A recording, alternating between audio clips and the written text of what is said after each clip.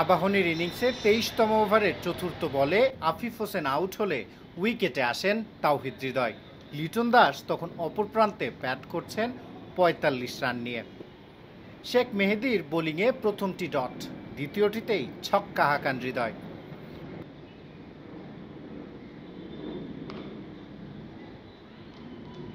২৫তম ওভারে হাসান মাহমুদের বলে ২টি বাউন্ডারি আদায় করেন, হাঁকান এক ছক্কাও।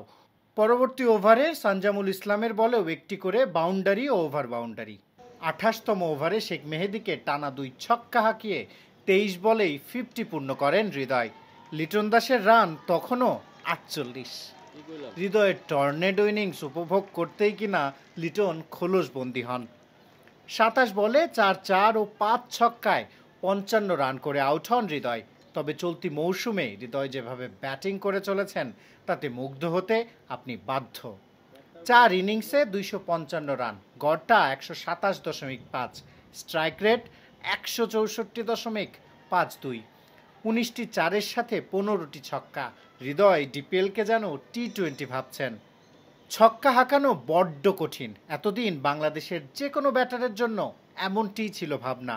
রিশাদ হোসেন, তাওহিদ হৃদয়রা এই ভাবনায় বদল আনতে শুরু করেছেন। বদল হোক আরও অনেক কিছুর, টাইগাররা নতুনদের হাত ধরে পাক সর্বোচ্চ সাফল্য, এটাই সবার চাওয়া। শিহাব আহসান খান, ক্রিকেট 97।